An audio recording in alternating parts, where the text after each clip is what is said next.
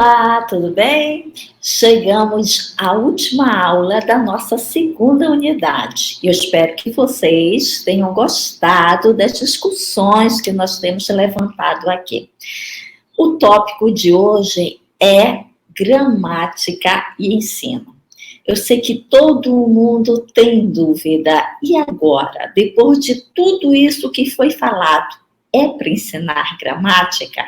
E que gramática eu vou ensinar? E de que forma eu devo fazer isso? Eu sei que essas são as perguntas que fazem parte de todo o repertório do professor de língua portuguesa.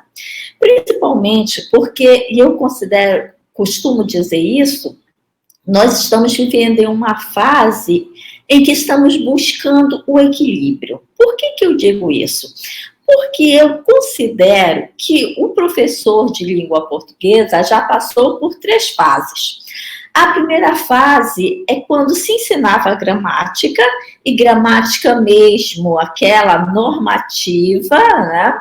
Sem nenhum problema, sem nenhuma preocupação. Todo mundo ensinava desse jeito.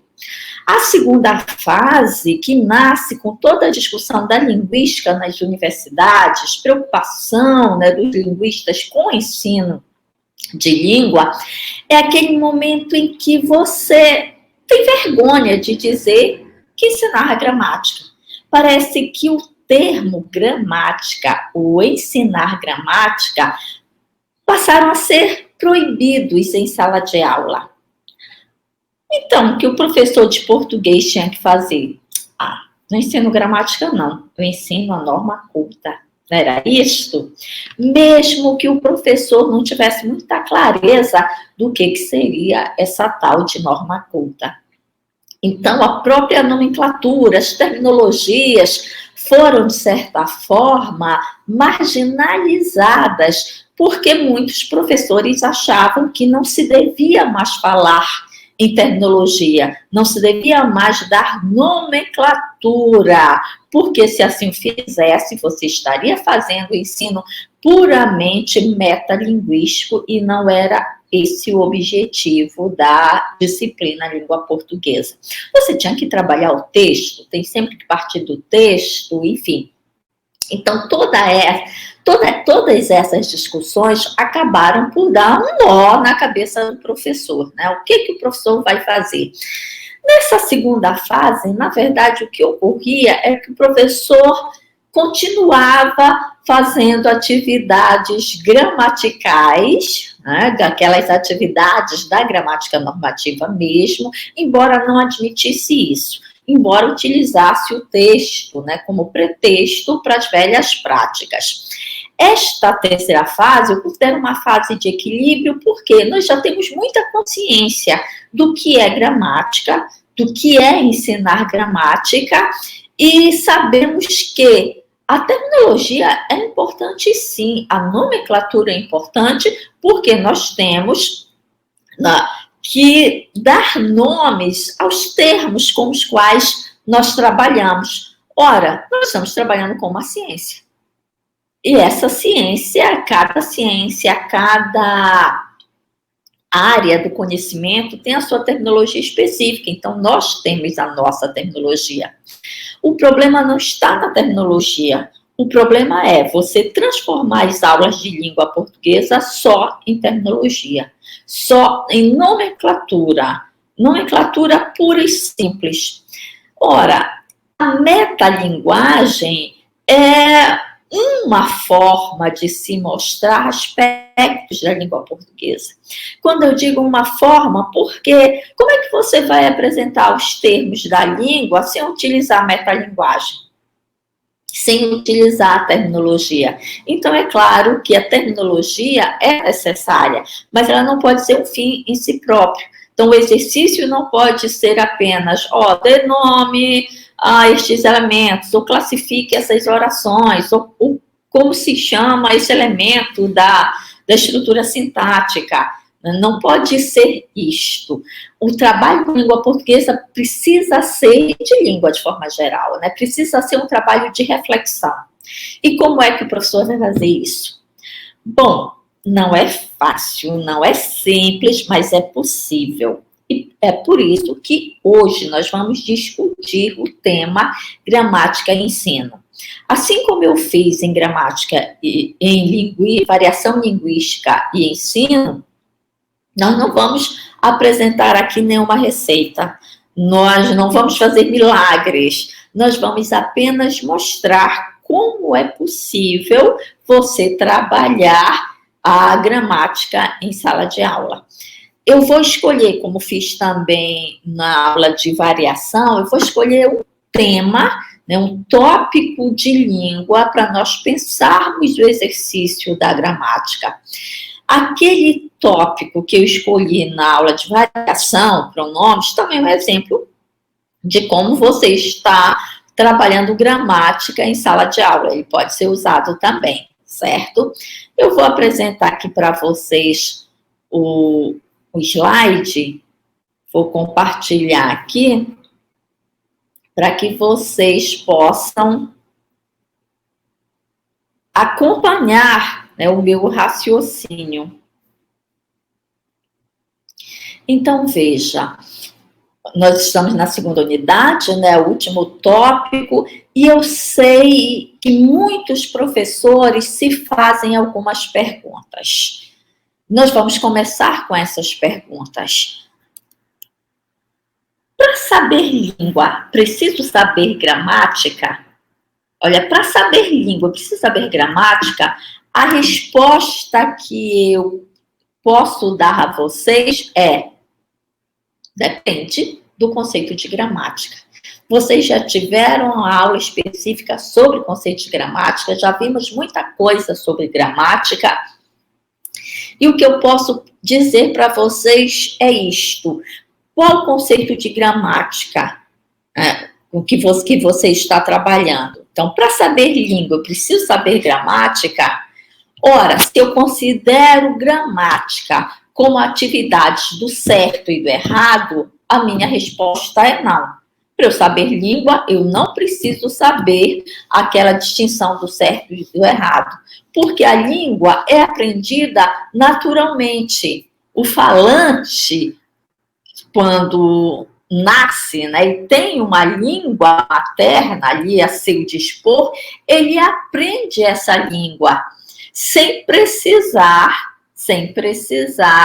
saber a diferença do certo e do errado. E quando eu falo do certo e do errado, eu estou me referindo àquela visão mais tradicional de gramática. Agora, se o seu conceito de gramática é a estruturação da língua, é o funcionamento da língua, são os mecanismos que todo usuário da língua utiliza na construção de suas sentenças, na elaboração de seus textos. Então, a resposta é sim. Para saber língua, é preciso saber gramática. Tá? Então, isso tem que ficar muito claro. Quando alguém perguntar, para saber língua, eu preciso saber gramática? Depende da gramática. Depende do que eu entendo por gramática. Tá bem? E para saber gramática, eu preciso de educação formal, ou seja, eu preciso ir para a escola para aprender, né? Para saber essa gramática. Novamente, a resposta possível a essa pergunta depende do conceito da gramática. Se eu me refiro a essa gramática no sentido de gramática internalizada, de gramática como estrutura daquela língua, eu não preciso da educação formal, porque nós sabemos que os analfabetos dominam muito bem essa gramática da sua língua. Agora, se você está se referindo a outra gramática, aí sim, você precisa da educação formal para aprender essa outra gramática. E que outra gramática é esta? Bom, é a gramática que nos traz nomenclaturas, que nos apresenta regras de uso. E quando eu digo nos apresenta regras de uso, eu não estou me referindo só àquela gramática do certo e do errado. Eu estou me referindo também à gramática como reflexão, porque todos os usos são regidos por regras. Por exemplo, o fato de você utilizar artigo antes de substantivo é uma regra da língua. É uma regra da língua. Você não precisa ir para a escola para aprender isto, mas você precisa ir para a escola para refletir sobre estes usos. Então, que elementos poderiam, por exemplo, substituir o artigo neste ambiente, neste contexto? É a escola que vai fazer com que você perceba que o artigo aí está determinando um elemento que é o substantivo, e que esse substantivo pode ser determinado e pode ser modificado por outro elemento, e esse outro elemento é o adjetivo. Então, essas questões, né, que te levam a refletir sobre a gramática, essas questões são discutidas, são levantadas em sala de aula, sim. Então, precisaria, neste caso, da gramática formal. Da gramática formal. Vou tentar aumentar aqui os slides para você. Pronto. Então, uma outra pergunta. O professor de língua deve ensinar gramática? Sim. Professor de língua deve ensinar gramática. Por que o professor de língua deve ensinar gramática? O professor de língua deve ensinar gramática porque esse é um conhecimento.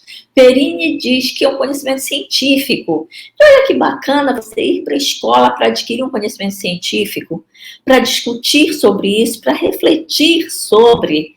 Isso é muito interessante. Então, o professor de língua deve ensinar gramática, porque gramática é um conhecimento científico, porque gramática vai me permitir refletir sobre estes usos, porque gramática vai me permitir refletir sobre língua. Então, exercícios de gramática vão levar o aluno a refletir sobre língua. Agora, como isso vai ser feito, é que o professor precisa ter muita clareza, né? Pensar bem sobre isso. O que leva à reflexão do aluno sobre língua? Será que se eu pedir classificação de orações, será que o aluno vai refletir sobre língua, fazendo um exercício meramente classificatório? Não, né, gente? Ele não vai refletir sobre língua, ele vai decorar, às vezes, uma forma, e vai decorar aquela terminologia. Muitos alunos, e nós podemos dar o nosso testemunho em relação a isso, né? Nós decorávamos conjunções, por exemplo. Se apareceu mais na oração, é adversativa. Aí você decorava, mas, porém, contudo, todavia, entretanto, nem tanto, aí, olha, apareceu, é adversativa.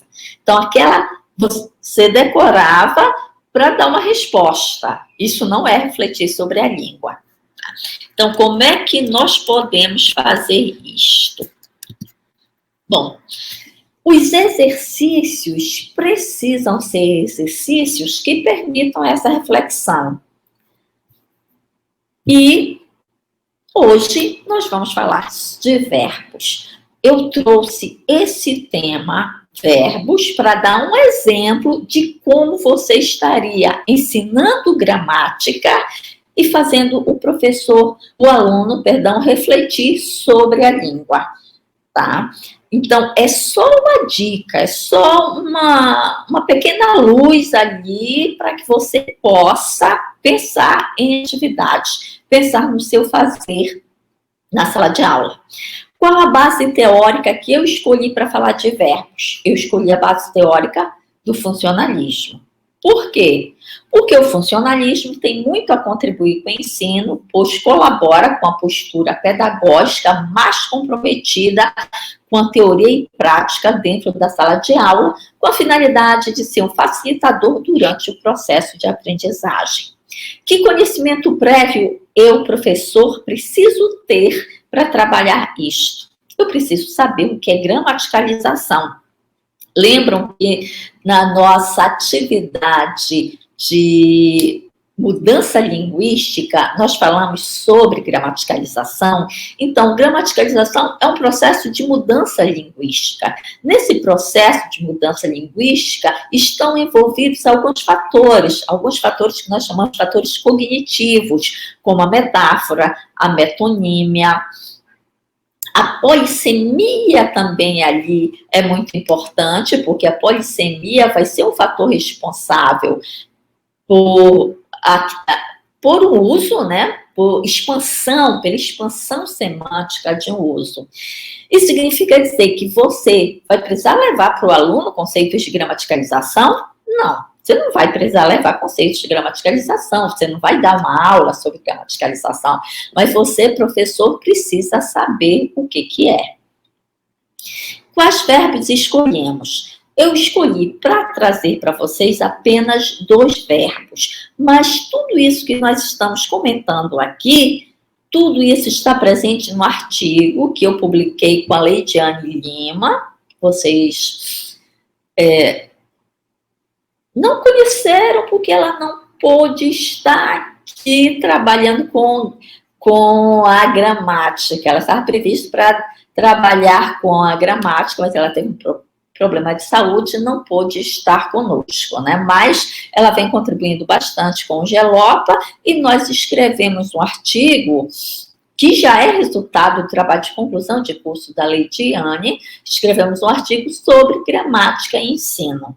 Então, neste artigo, nós apresentamos 4 verbos: o parecer, o acabar, o pegar e o desejar. Para que não ficasse muito cansativa a aula, eu só trouxe 2 verbos para nós trabalharmos como exemplo. Mas depois você vai ler o artigo que está disponível. Está disponível para vocês numa revista online e você pode ler toda a fundamentação teórica para entender melhor o contexto e também pode fazer as atividades com os outros verbos. O próximo slide já vai trazendo um exemplo do verbo parecer. Veja vocês que, como eu falei, você pode escolher qualquer outro tema ou qualquer outro verbo. Eu só vou trazer esses como exemplo mesmo para tentar direcionar a sua prática. Vamos voltar aqui para os slides. Verbo parecer. Trouxemos aqui uma atividade que pode ser feita com o verbo parecer. Aqui um quadrinho, né, do Recruta Zero.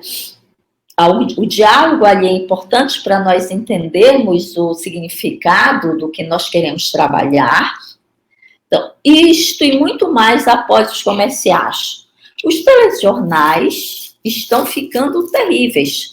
Eles passam tanto tempo nos dizendo que vão dizer, que quando dizem, parece que já haviam dito. Não vou dizer de novo. Observe aqui que eu tenho um uso do verbo parecer. Quando dizem parece que já haviam dito. A atividade proposta é que você trabalhe a polissemia do verbo parecer, ou seja, os múltiplos significados que o verbo parecer tem no nosso dia a dia.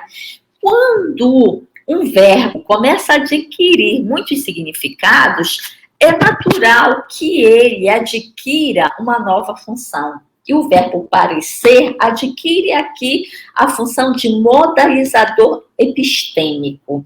Talvez esse termo modalizador epistêmico seja novo para vocês, seja um termo novo, uma informação nova. Então, vou tentar explicar rapidamente o que seria um modalizador epistêmico. Modalidade é uma categoria linguística, assim como é o tempo, o aspecto verbal, o modo verbal, a pessoa verbal. Então, a modalidade é uma categoria linguística. A modalidade está relacionada ao modo como nós dizemos o que dizemos. Então, na língua, nós dizemos algo, mas além de dizer algo, nós temos um modo de dizer esse algo. Então, esse modo de dizer esse algo, eu estou simplificando bastante aqui, mas é esse modo que nós chamamos de modalidade. E a modalidade, ela se divide, né? Tem diversas classificações. E uma das modalidades é a modalidade epistêmica. Epistêmica tem a ver com o grau de comprometimento ou de descomprometimento do falante em relação ao que ele disse. Então, quando você diz algo como eu tenho certeza de que você falou mal de mim, você não deixa dúvida em relação ao seu comprometimento com aquilo que você está afirmando. Então, o eu tenho certeza, né? Ter certeza é um modalizador epistêmico que mostra o seu comprometimento. Agora, se você diz assim, talvez você tenha falado mal de mim. Esse talvez, olha, está indicando já uma dúvida. Então, não é certeza. Quando você diz talvez você tenha falado mal de mim, você não se compromete com a natureza do que você está dizendo, certo? Então, quando nós falamos, nós podemos nos comprometer ou não nos comprometer com a afirmação que fazemos. Então, isso vai numa escala mais alta de certeza, né? Quando você diz, eu tenho absoluta certeza de que vai chover hoje. Você está altamente comprometido. Agora, quando você diz, talvez chova, o grau de certeza diminui. Eu não sei se vai chover. É possível que chova. Há uma probabilidade. Difícil que chova hoje. Então, veja, o grau de certeza vai caindo. O verbo parecer aí é considerado um modalizador epistêmico. Por quê? Porque você pode dizer, parece que falaram mal de você na última reunião. Parece. Veja, você não está se comprometendo, né? Ou você pode dizer coisas assim, parece, né? Isso é muito nosso, parece, da língua, muito utilizado na linguagem paraense. Você acha que vai chover hoje? Parece. Que é o parece, né? Que é o parece, modalizador epistêmico. Então, é considerando esse conhecimento aqui que nós vamos trabalhar com o verbo parecer. Deixa eu voltar aqui aos slides. Então, eu vou propor a vocês que faça o aluno buscar textos do dia a dia. Você pode buscar textos no WhatsApp, no Facebook. Bom, ele fica à vontade para pesquisar, né, no Instagram. Por que é bacana fazer essa pesquisa nessas mídias sociais? Porque o aluno tem muito contato com isto. Ele sempre está utilizando o celular, né? Então, dá uma procurada aí, vê se você encontra usos com essa forma parecer, com o verbo parecer. Encontrados esses usos, os alunos podem identificar o significado. Olha, vocês já pararam para perceber que quando nós trabalhamos com verbo em sala de aula, dificilmente nós trabalhamos com o significado? É difícil você sentar com o aluno para um dicionário, saber o significado desse verbo com o qual nós estamos trabalhando, porque geralmente quando se fala em verbo, se pensa em flexão verbal. Olha, vamos flexionar o verbo parecer no presente do indicativo. E você faz os exercícios, né, com os alunos sobre isso. Mas em relação à semântica, em relação ao significado e em relação à abstratização semântica dessas formas verbais, você tem trabalhado isso com seu aluno?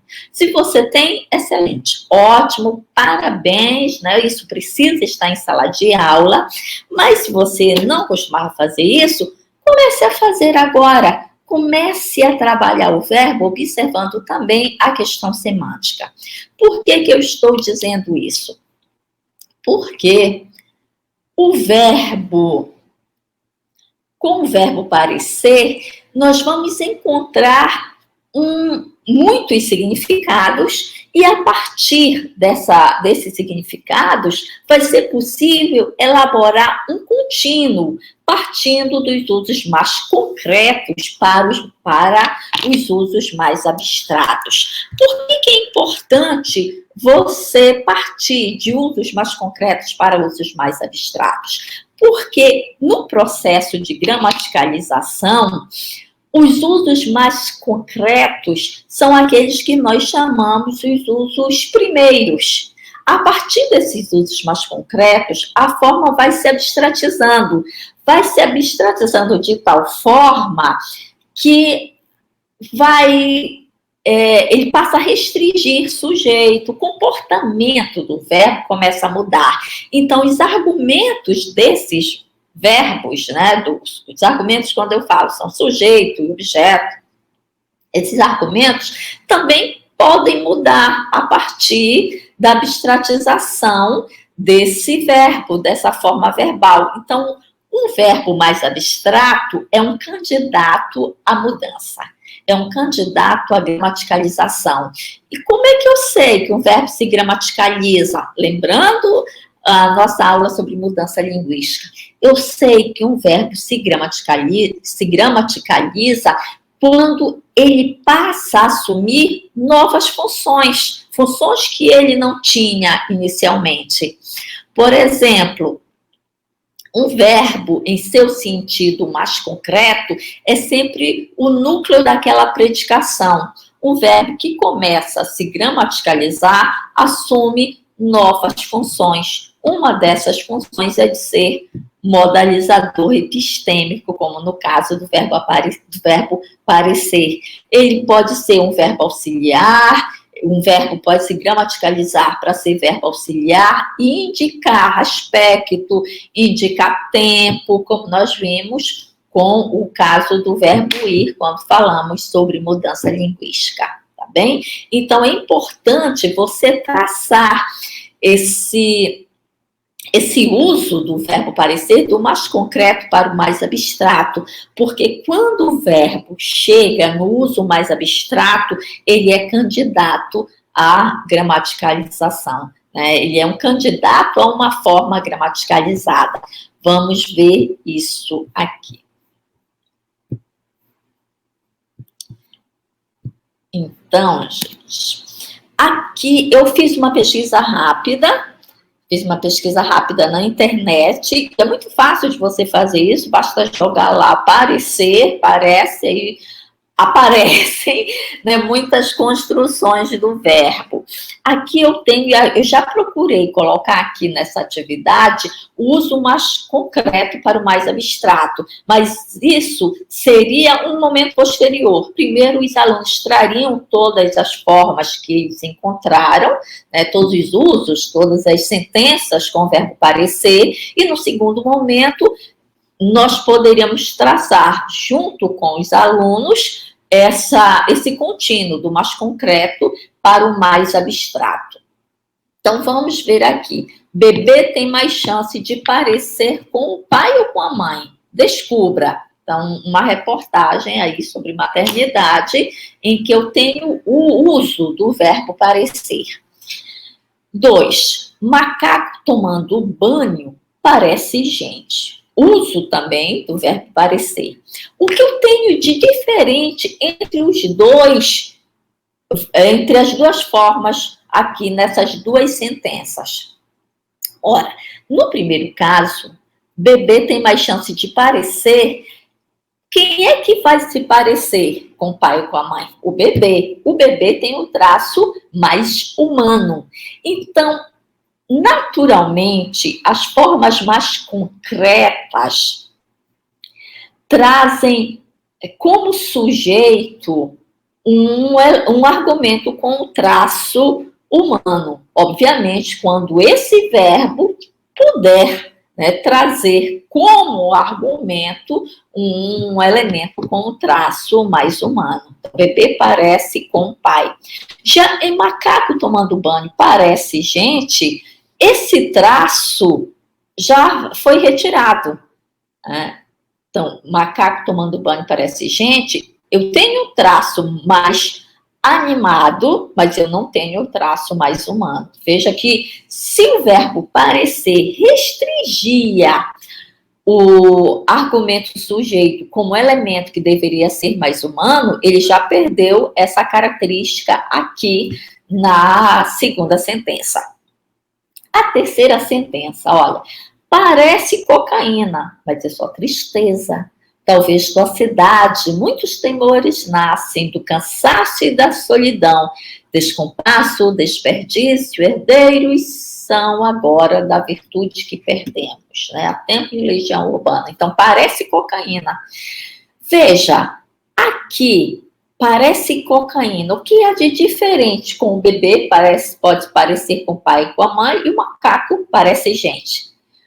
Cocaína, né, já traz um traço que não é, mas nem humano, nem animado. Então, veja como a forma vai perdendo a capacidade de restringir o argumento.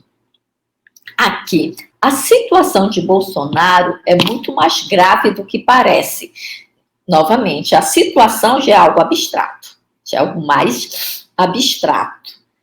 Então, bebê traz o traço mais animado e mais humano, macaco traz o traço mais animado, mas já não traz o traço humano. Cocaína traz o traço concreto, mas não é nem animado nem humano. E situação já traz o traço menos concreto. Então, vejam como a forma foi se abstratizando, perceberam isto? Tem aqui uma notícia, né, da BBC que diz: nesta terça-feira, 30 de abril, o líder da oposição venezuelana, Juan Guaidó, anunciou a fase final da sua tentativa de pôr fim ao governo do presidente Nicolás Maduro. Em um vídeo divulgado nas redes sociais, Guaidó aparece junto de outro líder da oposição, Leopoldo Lopes, que cumpria prisão domiciliar, e de homens de uniforme que seriam forças de segurança que teriam passado a apoiar a oposição. O vídeo parece ter sido gravado ao amanhecer na base aérea de La Carlota, na capital Caracas. Nossas forças armadas, hoje valentes soldados, valentes patriotas, valentes homens apegados à Constituição, acudiram ao nosso chamado. Nos encontramos nas ruas da Venezuela, disse Guaidó. Então, veja que o vídeo parece ter sido gravado. O vídeo parece ter sido gravado, nesse caso, parecer já não dá mais ideia de semelhança, como seria o caso de bebê, de macaco, até mesmo de cocaína. Mas o vídeo parece ter sido gravado, não é o vídeo que é semelhante a algo, né? Vamos continuar aqui. E aqui vamos trazer no meio do pitiu, porque nós somos dessas, né, paraenses, da Gema. Eu fui cantar carimbola no Ver o Peso, urubu sobrevoando, eu logo pude prever. Parece que vai chover, parece que vai chover. Depois que a chuva passar, vou cantar carimbó para você. Eu não sei cantar, então eu vou dançar. Então, veja, parece que vai chover, já é um uso diferente do bebê que se parece com o pai, do macaco que parece com o humano tomando banho. E outra letra aqui de Insensível, Titãs, até parece loucura, não sei explicar, é verdade, mas pura eu não consigo amar. Meu bem, me desculpe, não quis ferir, mas dizer a verdade é melhor que mentir. Perceberam, gente, como é importante pensar a língua, né? Pensar ali a língua,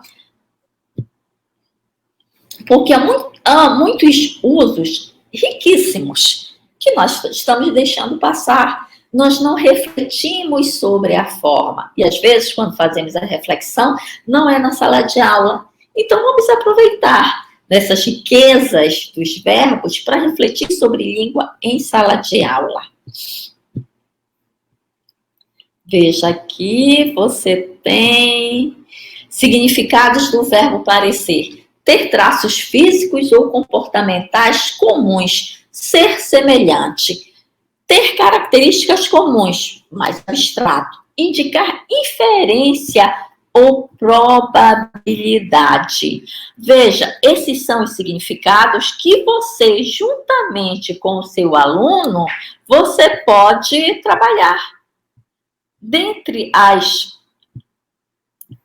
os significados, né, que nós conseguimos perceber nos usos, quais significados estão relacionados a ter traços físicos ou comportamentais? Então, no material que o aluno trouxe, que o aluno recolheu, qual ele acha que tem significado de ter traços físicos ou comportamentais comuns, no sentido de ser semelhante? Qual ele acha que é ter característica comum, né? Ter características comuns, mas é uma característica abstrata e não física. E qual indica inferência ou probabilidade? Então, mostrar que há um contínuo que parte de usos mais concretos, que são usos lexicais, como 1 e 2, que é o caso do bebê e do macaco, são usos mais concretos, né? Tem a ver com traços físicos mesmo e comportamentais, para usos menos concretos, como é o caso de 3 e 4. 3 é o parece cocaína, e 4 parece a situação do Bolsonaro parece mais difícil do que parece, mais ou menos é isso, né, que nós temos na 4. E na sentença 7, vamos, até parece loucura, também tem a ver com essa coisa de uma semelhança, mas é algo abstrato, diferente do 6, que já é claramente 5 e 6, o vídeo parece ter sido gravado, que é mais abstrato, e o parece que vai chover, que neste caso já exercem uma função modalizadora, o que demonstra que o verbo passou por um processo de gramaticalização. Tá bem? Então, quando você diz assim, olha, parece que vai chover, é um uso modal do verbo parecer. É a modalidade epistêmica, algum indício ali que indicia a chuva, né? Indica que vai chover, mas não há certeza. Parece. E aqui o vídeo parece ter sido gravado, quer dizer, eu não tenho certeza se o vídeo foi gravado, ele parece. Se alguém disser, não foi gravado lá, a pessoa que escreveu vai estar tranquila, porque ela não afirmou que o vídeo foi gravado ao amanhecer da base aérea. Vocês entenderam? Então, um exercício que é super simples de fazer, mas que leva o aluno a refletir sobre a língua. Isso é trabalhar gramática também. Pode não parecer, mas você está trabalhando gramática. Vamos continuar aqui. Com o verbo acabar. Com o verbo acabar. É interessante aqui, gente. É interessante aqui o uso do verbo acabar, porque algumas formas na língua sofrem preconceito, né? Vocês já devem saber disso muito bem. Algumas formas da língua sofrem preconceito. E uma das formas, um dos usos com o verbo acabar, que é o uso do acabar no sentido de acabou de acabar. Já ouviram isso? Ih, acabou de acabar. Aí você diz, como assim acabou de acabar? E ri da construção, né? Comum o usuário da língua ri do outro que utilizou essa sentença do tipo acabou de acabar. Mas por que será que isso acontece? acontece porque o verbo acabar, por um processo de gramaticalização, passa a ter outra função na língua. Então, o acabou de acabar aí não é o mesmo verbo. Como assim não é o mesmo verbo? Não é o mesmo verbo acabar? Sim, a forma é de acabar, mas o primeiro acabar, o acabou, é um verbo auxiliar, tem função de auxiliar. E o acabar, o outro acabar, tem a função do verbo principal. É o elemento lexical na sentença. Então, eles podem ter a mesma forma, mas eles não têm a mesma função. Não tendo a mesma função, não há problema nenhum na repetição. Embora, claro, né, algumas pessoas não estejam ainda acostumadas a esta forma e acabam julgando isto como um erro. Vamos ver aqui. O melhor é o relaxar. Afinal, os gatos sempre acabam sendo salvos. Aí relaxam, né? E meus amigos aqui discordam. Então, né, ele percebe que os amigos não foram, que os gatos nem sempre foram salvos. Mas observe aqui o uso. Os gatos sempre acabam sendo salvos. Acabam sendo, olha aí, acabam sendo salvos. Né? Então, o que nós podemos trabalhar com esta atividade? O que nós propomos nessa atividade? Novamente, a questão polissêmica. Verbos são polissêmicos, têm vários significados. Então, vamos encontrar os diversos significados do verbo acabar. E qual é a função que me interessa? O aspecto verbal. O verbo acabar aqui se auxiliariza para exercer uma função, uma nova função, que é de aspecto verbal. Olha, o aspecto também é uma categoria linguística, é uma categoria própria dos verbos, né? Então, os verbos têm como categoria a pessoa, o modo, o tempo, e a voz, o aspecto. O aspecto é uma categoria pouco trabalhada nas nossas salas de aula.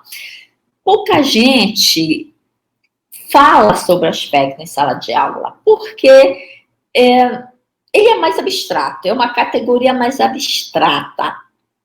Ele está relacionado à categoria tempo. Então, o tempo, como categoria linguística, acaba sendo mais concreto que o aspecto. Por que eu estou dizendo isso? Porque o tempo, embora venha conjugado com o modo, é expresso na língua por um morfema apropriado, que é o morfema modo temporal. Então, você olha os verbos e sabe identificar o modo e tempo pelo morfema ali presente. Tá? Mas o aspecto não tem uma forma gramatical específica, exclusiva para essa categoria. Então, é difícil você perceber as noções aspectuais. Mas o aspecto, e tem muito texto sobre isso, né? O professor trabalha, fez um pós-doc dele só sobre os aspectos verbais, sobre o aspecto verbal. Então, ele apresenta uma série de verbos e apresenta o aspecto de cada uma dessas formas. Em relação ao acabar, o aspecto é inceptivo. O que é um aspecto inceptivo? É aquele que marca o início de uma ação. Então, quando eu digo, olha, acabou de acabar, foi nesse exato momento que a ação inicia, o acabar inicia. Então, o acabou de acabar nada mais é do que o verbo acabar, primeira forma, né? Por um processo de gramaticalização, ter se auxiliarizado, ele se tornou um verbo auxiliar para indicar aspecto verbal. Então, para que servem os verbos auxiliares? Os verbos auxiliares servem para carregar as categorias próprias do verbo e deixar o outro verbo sem marcas. Por que eu digo sem marcas? Porque o outro verbo, que é o verbo lexical, chamado verbo principal, ele vem numa forma nominal. Lembra das formas nominais? Infinitivo, gerúndio e particípio. Por que elas recebem esse nome, formas nominais? Porque o comportamento dessas formas é o comportamento de um nome. Ora, nome não é verbo. Verbo tem as categorias de modo, tempo, número, pessoa, aspecto, voz, mas os nomes não tem. Então, se o verbo está na sua forma nominal, significa dizer que ele não traz em si essas marcas da categoria verbal. Então, quem é que traz essas marcas da categoria verbal? O auxiliar, o verbo auxiliar. E é isso que o verbo acabar faz. Ele traz, além das marcas de tempo, modo, pessoa, né, número, que nós já estamos acostumados, ele traz mais essa marca da categoria, que é de aspecto, que indica o início de uma ação. Pois bem, voltemos ao texto e vamos novamente pedir para o aluno catar usos com o verbo acabar. Ele vai para a internet, ele vai para o jornal, ele vai para o que estiver à disposição dele. E eu também fiz isso na internet. Veja que nada aqui é inventado, tudo aí tem os links para você ir lá e ver que realmente a frase existe. Olha, a primeira oração que eu tenho com o verbo acabar é quando o barato acaba saindo caro. Olha, o barato acaba saindo caro. Fernanda Souza e Tiaguinho acabaram? Casamento de fachada ou amor de verdade? Neymar acabou o namoro com Marquezine por 2 motivos, diz Léo Dias. Whindersson Nunes vai à falência e perde toda a fortuna. Meu dinheiro acabou também com o remédio. Outro uso de acabar. Relevâncias de um ano que mal acabou de começar. Então, veja aí que estes usos permitem com que professor e aluno verifiquem qual o uso mais concreto e quais os usos menos concretos até chegar à forma mais abstrata.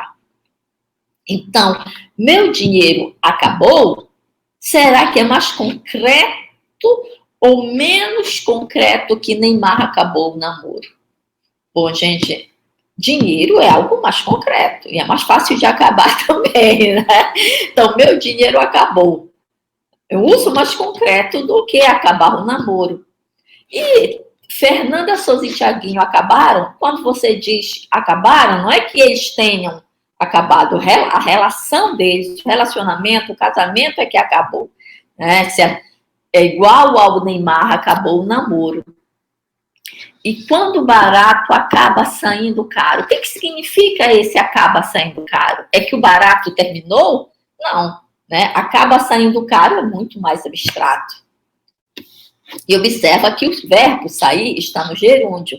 Então, você já sabe que neste caso aqui, o acabar está funcionando como verbo auxiliar. E é o mesmo caso de relevância de um ano que mal acabou de começar. Olha aí, olha a ideia de aspecto muito claramente aqui. Mal acabou de começar. Você pode, a princípio, dizer, nossa, eu tenho ali uma incoerência. Se começou ou acabou. Né? Mas veja que, neste caso, o acabar está sendo utilizado como um verbo aspectual, né? É um verbo auxiliar, cuja função é indicar aspecto. Acabou de começar, começou agora no início, indica o início da ação. Então, acabou de começar e começou agorinha, né? Nesse momento. Tem pouco tempo que começou. É essa a ideia. Gente, isso é refletir sobre língua. Né? Parece que você está perdendo tempo fazendo isso com o aluno, mas isso é refletir sobre os usos da língua. E são formas que nós usamos no dia a dia e não percebemos. Porque quando nós trabalhamos com o verbo, nós trabalhamos com aquela forma, apenas com aquela forma. Não refletimos sobre os diversos significados.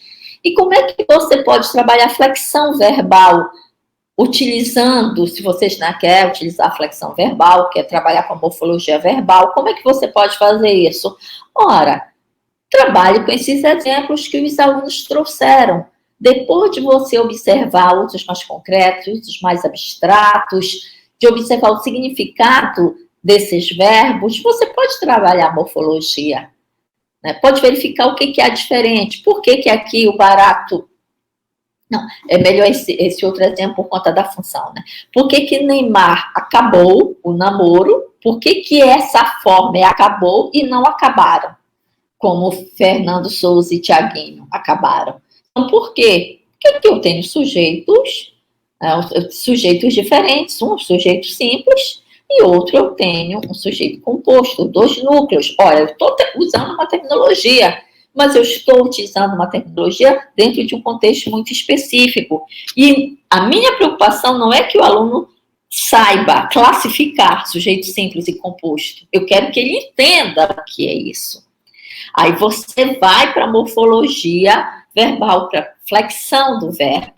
Então, se fosse só Fernanda Souza, ficaria Fernanda Souza acabar ou Fernanda Souza acabou? Será que é possível, neste caso, mudar tempo verbal? Será que é possível mudar o modo verbal? Então, isso tudo pode ser trabalhado, quer dizer, você não vai deixar de dar a sua aula, você não vai deixar de dar a sua aula direitinho, né, conforme lá o seu planejamento, mas, além de dar essa aula, você faz o seu aluno refletir sobre os usos desse verbo, né? Então, olha que bacana ver a língua dessa forma, ver a língua em uso, como nós costumamos dizer, né? Nós do funcionalismo. Aqui, a proposta é, por meio de ocorrências como as apresentadas, o professor pode fazer uma interessante reflexão sobre forma e funções. Uma mesma forma apresenta várias funções de acordo com os propósitos comunicativos do falante. E assim vai se fazendo a gramática. Então, quando a gente diz, olha, a gramática vai se refazendo, porque a língua está sempre se movimentando, né, se movimentando no sentido de que ela varia, de que ela é flexível, de que ela é maleável, mostre esses exemplos para os alunos. Então, o verbo não vai exercer sempre uma mesma função. Ele pode mudar de função, ele pode adquirir uma outra função, assim como ele pode adquirir novos significados. Então, esses usos mostram que a língua é fluida e dinâmica. E o que nós queremos com isso? Nós queremos mostrar que é possível trabalhar gramática de forma a fazer o aluno refletir sobre a língua. E veja que eu tenho certeza que não é só o aluno que está refletindo sobre a língua, o professor também está refletindo sobre a língua. Porque quando o professor for fazer o planejamento, o professor precisa antever as respostas dos alunos, né? Então, que usos os alunos podem descobrir, que usos podem trazer. Então, o professor precisa ter esse conhecimento prévio, precisa, portanto, refletir sobre a língua. No artigo de que falei, que eu vou já mostrar as referências, né? Nós trazemos também um exemplo com o verbo querer e com o verbo pegar, que são excelentes para mostrar a abstratização, né? Tipo, eu peguei a caneta. Nesse caso, eu tenho uso concreto. Agora, quando você diz fulano pegou Covid, o pegar já é outro. Né? Ou fulano pegou fulana, também o pegar já é outro. Abstratização de uso, gente, né? Que chega, o verbo pegar, chega até a forma em que ele se abstratiza de tal maneira que você diz assim, chega a dizer, né? Ele pegou e disse. Então, nesse ele pegou e disse, o verbo pegar já tem uso totalmente diferenciado dos exemplos que eu acabei de dar. Tem também os usos com o verbo desejar, os usos com o verbo, aliás, com o verbo querer, né? com o verbo querer, que foi um trabalho que a Leidiane fez na graduação. A Leidiane que assina comigo esse artigo, né? Eu orientei um trabalho na graduação que nós percebemos a ausência do traço volição no querer, porque o verbo querer é um verbo volitivo, né? Eu quero um pedaço de bolo, eu quero que você seja feliz. Agora, em contextos em que você diz, está querendo pegar esse vírus, né? Está saindo de casa, está indo sem máscara, está se aglomerando, está querendo pegar o vírus. Nesse caso aí, o querer perde os traços de volição, já é outro uso. Então, eu aconselho que você leia o nosso artigo, eu vou mostrar aqui para vocês as referências. Então, nós queremos isto, e o que embasou nossa apresentação? O que embasou a nossa apresentação foi esse artigo, Gramática, Funcionalismo e Ensino de Língua, escrito por mim, pela Leidiane Lima, e que está publicado na Revista de Letras da UFC. Pois bem, assim nós encerramos mais um tópico da nossa segunda unidade. Amanhã nós nos encontraremos. Então, veja, se você ficou com alguma dúvida, algum termo que eu usei que não ficou claro, você pode colocar aqui nos comentários, que eu explico direitinho amanhã para vocês, tá?